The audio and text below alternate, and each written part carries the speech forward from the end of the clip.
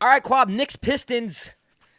Let's put the hat on, baby. Yo, I really wonder who you're rooting for when it Let's comes to put this the series. hat on, baby. Let's The hat go. never leaves. You wear this hat never leaves you. So I don't know what you're talking. I've never seen you without this hat. So this is Since we it's started the attached to you. podcast, for sure. It's funny because, like, you can tell my hair is getting long because, like, it's just getting higher. It's just getting higher. There was And a you're like, video we "No, did where my this hair was, like, stays." showing. Yeah, this is, like, my hair is the longest it's been since high school. And I know you guys don't know what I looked like in high school, but it was pretty long. All right, so this is what we're going to do.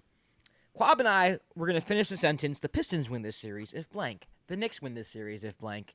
We're going to give you X factors for each team. And then we're going to give you our predictions. All right?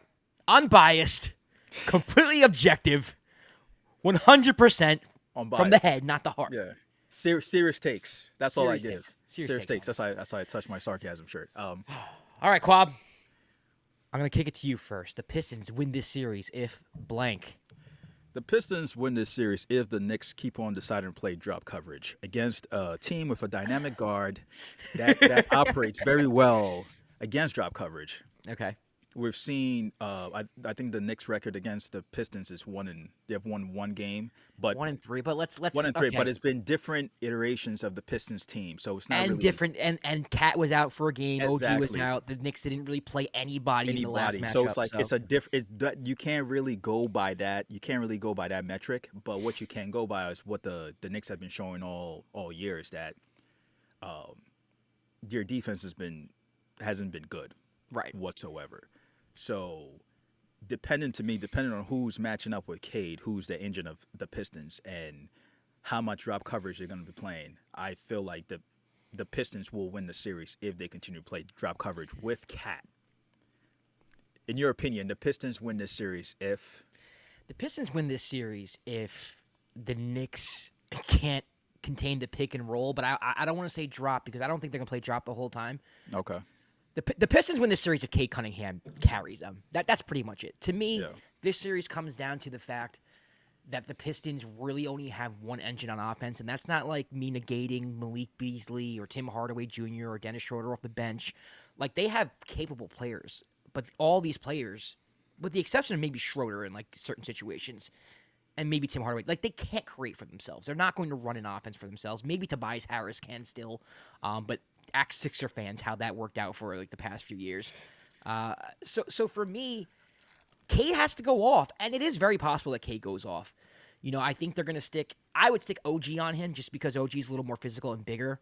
Mikal Bridges is someone who you would put more on a faster, shorter, maybe point guard to stop. Either way, the Pistons are going to try to put the Knicks in pick and roll situations. Either way, they're probably, if the Knicks start switching, if you get Mikal and OG on Cade, they're going to go and find Jalen Brunson's man, have him switch. So they're going to find a mismatch anyway with the pick and roll. And that's what makes it so interesting about the NBA today. It's like, yeah, you can have someone start out guarding someone, but teams are always just going to find the mismatch through the pick and roll, or they're going to put you in a pick and roll to create an advantage. And the Knicks, especially with Cat, haven't been the best at guarding the pick and roll. But the only way, and this is not a knock on the Pistons. I know it's going to come across as like I'm knocking the Pistons because I have a Knick hat on. I'm a Knick fan. Maybe Pistons haven't really watched this channel to see how objective I've been. And yes, I'm patting myself on the back how objective I've been about the Knicks. Very objective. Very objective. But honestly, man, like, the only way I really could see this happening, like two things. Like, Cade has to go off, not just scoring the basketball, but creating for others. And you have to have like your Tim Hardaway Jr.'s hitting threes all series. You have to have your Malik Beasley's hitting threes all series, which is possible. No. And you kind of have to out-toughen like what you saw in the last regular season game with Jalen Duren and Isaiah Stewart kind of beating up the Knicks throughout the game. The game last time they played. You know, this Knicks team is different. They're not the same team they were last year. They're not as tough as they were last year. So I think there's a formula here. How they get to that formula, to me, is kind of tough to do it 4 times out of 7. I can absolutely see them, you know, kicking the crap out of the Knicks in Game 3 or something. I don't think it's going to be an easy series either way, but, you know, to me, when I finish the sentence, the Pistons win this series if blank, there's a lot of things that have to happen in my mind. And starting with one, Cade has to have a huge series. Has to. Because there's no other way they're going to score the basketball. Okay. Who do you think is the X factor for the Pistons? X factor for the Pistons is Asur Thompson. And I say this because To me, he's their best perimeter defender. I know they have Cade on Jalen Brunson. Cade has mentioned how he wanted to take on those assignments, but Thompson is just like his brother. Stewart is just like his brother Amen.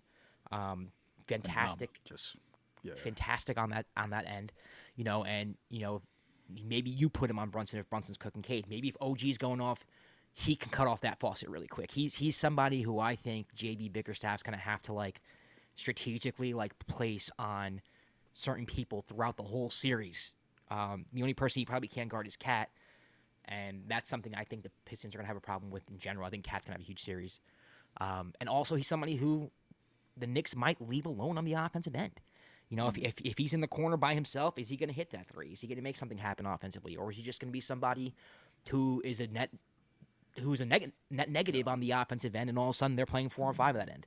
So I think that's how he plays. I think is going to be very indicative how this series ends up. If he has a bad series, I think the series ends in 5. If he has a really good series, then maybe the Pistons have a chance to win. What do you think? My X factor for the Pistons is going to be Isaiah Stewart, because I feel like you said, and when we talk about the Knicks, I feel like for the Knicks to win the series, Cat has to be ultra aggressive and just very decisive in when he gets the ball. I think that's one thing that's affected them throughout the course of the season, is when kind of Cat allows the double teams or allows the physicality kind of to dictate his game, when he's more than capable of putting up 30 points, 15 rebounds throughout the course of a game. And Isaiah Stewart, a couple games I've watched, Isaiah Stewart has been able to play him really physical and kind of just not negate him, but just kind of bother him a little bit. And I think a lot of people, because of what's happened throughout the course of the season and previous season, people kind of view Isaiah Stewart as just somebody that just gets into fights, and it's that's his whole mixtape, bro. Yeah, they highlight tape. Yeah, and that kind of sucks because mixtape. you kind of end up falling in that, which is kind of, this is not me saying he's this player, but he's kind of falls in the kind of the Draymond Green type area, where everybody just views the negative things that happen because they're just so loud.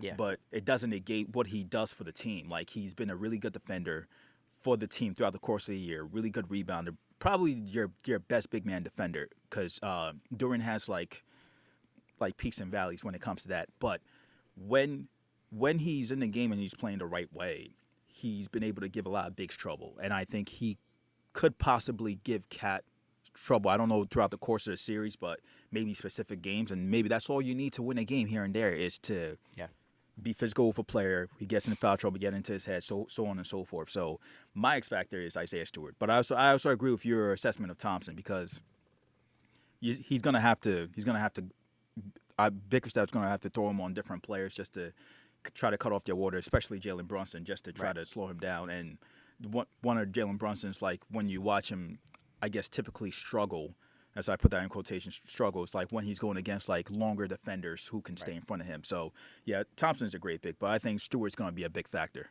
for the Pistons. All right, Kwab, the Knicks win this series if blank. Again, I said it before. If Cat comes to play, Cat has to come to play, because on paper he should have the advantage. On paper, I think he needs to come out and be super aggressive and fall in line. I think players like Brunson can get his points whenever. OG has been very, very aggressive throughout the course of the year, especially later on in the year, and has kind of become the sole third option. So you expect some consistency from him. You hope you get some consistency from Mikal, and you know what you're gonna get from Josh Hart throughout the course of a series or a game. How he hustles, how he plays.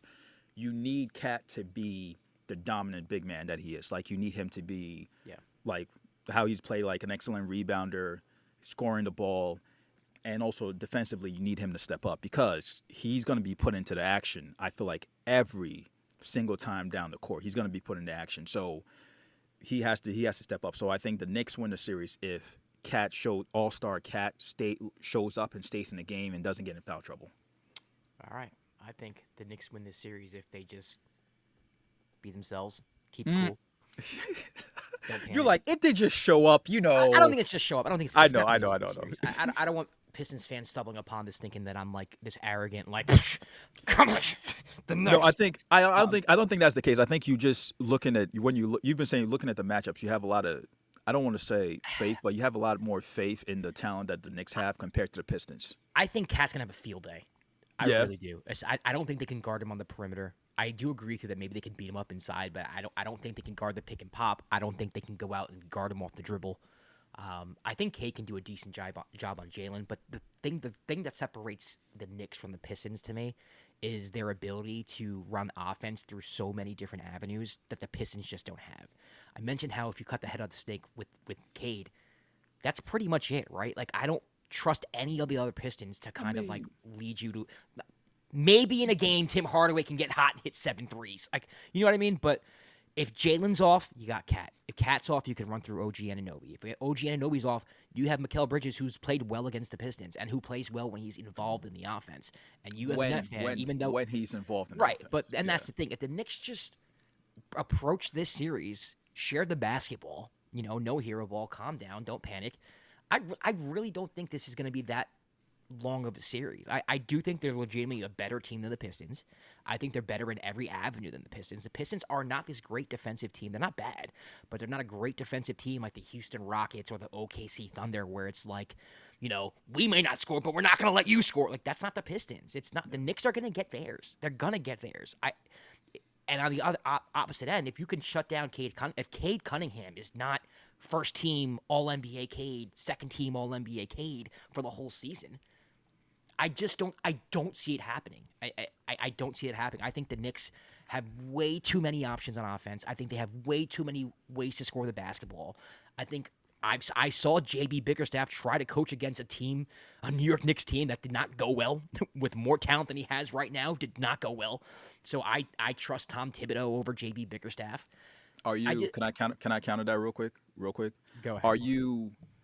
Do you feel like the Knicks defense is going to be able to slow down the Pistons? I know I know we talk about Cade being the engine of the team, but one of the reasons they've been able to have such a good record has been different players stepping up. Has been like Malik Beasley off the bench. Yeah, they have players for sure. But And that's like all even Cade, Tobias Harris and all these players. Do you think the Knicks are going to have their appropriate game plan and play the right way to slow down? I do. Okay. I do. Okay. They have I the don't. The Knicks have struggled on the defensive end, but against like the elite teams like the Cavs and the Thunder and the Celtics, The Nets. they've won 51 games, man. This team is a good team, especially against like if you cut off like the top half If of you the cut league, off all the teams they need to Knicks beat are to get out dope, the bro. Eastern Conference, they're so good. If you cut out all the teams, but my whole thing is like we mentioned it earlier. One of the they have lost to the no, Pistons. you're right. They're not a perfect team by any means, but I think I think Jalen Brunson's the best player in the series. I know that Piston fans are going to hate that. Okay. I think you can argue that Cat's the second best player of the series. Whoa. Okay. I think Okay. Cade's not even close to his prime. 5-6 years from now, it's gonna be a different conversation. I don't know, man. I have maybe it's my negative Knicks bias. It's 1,000% that, dude. It's my negative Knicks bias, but every time we've watched and we've recapped the Knicks, yes, it's been against top teams. Even times I've just tried to catch them, I watch them. They've been one of those teams I'm just like, this for a Tibbs coach team, the defense is just so meh. And when they don't get stops and run, sometimes they look so stale on offense. Yeah. And you're going against a young team that has confidence and also doesn't have the pressure and expectations. Like I don't think people are favoring the Pistons to win this series. No, they're not. They're not. But I'm seeing some takes, and Twitter's Twitter. So it's Twitter's Twitter. Yeah. Twitter. But I'm seeing a lot of Knicks fans who are scared. The Piston fans are confident. Shout out to Pistons fans. I mean, I think you should be confident. That doesn't bother me. Yeah. For your But team. I think that part of that has to do with the inconsistency, the inconsistent play the Knicks have had all throughout the year. Yeah, you don't know what Knicks which team's was going to not show expected. up. Yeah. Yeah. So you I expect think- them to show up. Yeah, I think you can make a case. Like if you're someone who's like, I'm hell bent on making a case that the Knicks are going to lose this series. This is how it's going to go. Yeah. I think you can make that case. We need new X factors for the Knicks. Who's your X factor? Mitchell Robinson. I think Mitchell Robinson is X factor because I think since he's been back in the games I've watched defensively, he's been amazing. But also, watching them, it's like he's the one big where you can play switch with. Yeah. He can like show, he can recover. Like he's just defensively, he's great. So, and with the two bigs that the Pistons can also throw in, I think throughout the course of the series, course of the game, like Mitchell Robinson is gonna be a factor in terms of like stopping, like helping to stop like the Cades and the Schroeders and the other guards, like just being, drop coverage with Mitch. I'm perfectly comfortable with. Because he's a different beast when it comes to that. That's why I have him as the X factor with the Knicks. But like because of X factor, but to me the big like factor when it comes to it's gonna be Cat. But the X factor is Mitch to me. What about you? Who's your X factor? I got Josh Hart because if Josh Hart's running around the court, grabbing rebounds, crazy, creating stuff, like he's also really good defensively. We talk OG Anunoby, we talk Mikal Bridges, but Josh Hart's also a plus defender as well. If he's grabbing boards, if he's getting offensive rebounds, extra possession, steals, assist, we haven't even mentioned him yet. Yeah. To me, like we saw what he did last year against the Sixers in the first round. He's the reason why they won that whole series. He was the best player in a series with Joel Embiid, Jalen Brunson, Tyrese Maxey. Like, well, I'm gonna go that far. Tyrese had an incredible series too, and Jalen towards the end did. But he was he was a top 3 player in that series. He could flip a series by himself. So for me, if the Knicks get the Josh Hart that's close to a triple-double, efficient, not scared to shoot the three-pointer. When you're open, shoot the three. Even if you miss, just shoot the three. Yeah. The Josh Hart where where defenses can't just sag off someone on you and then help off of you. Yeah. If they have to guard Josh Hart, it's over. In this particular series, it's over. It is. So for me, that's what I'm looking forward to. If the Knicks can get Josh Hart, the Josh Hart that we know and love, the Josh Hart that showed up in the playoffs last year, I'm going to give my prediction now. So we'll just do predictions. I got the Knicks 5. I think he goes Knicks 5. 5. I think it's a competitive 5. I don't think it's like the Knicks win every game by double digits 5. I think it's a hard-fought 5. I'll give the Pistons 1 in Detroit. I think the Knicks get the other one in Detroit in like a 2-3-point game. I don't think it's like going to be like a bloodbath or anything like that. I think they close it out in the Garden. I think the Knicks win both in the Garden, split in Detroit, and then they come back home and they finish the series off in 5. Knicks in 5. What do you got? I have Pistons in 3. No, I have Knicks in 6. Okay. And I could be swayed to even like Pistons pulling off this winning the series. Like I've just again, like you said, Twitter is Twitter, and you see some stuff, and I'm like, I like the way I've liked the way the Pistons have been playing all year. So, and with how inconsistent the Knicks have been playing, I feel like they will be more focused and get it together during the playoff time. But I can see them dropping a couple of games. But I still believe like they're, like you said, they won 50 games. Like they're a good team. They're a good team, and what the Pistons have been able to do all year is like it's a great story. It's amazing, especially from where they were at last year to where they are now. It's amazing. I feel like they will give the Knicks some trouble. We'll see after game 1. It might just not be the case. Pistons have to win game 1. It might not be so we'll see how that. But I think it might be, and I say this.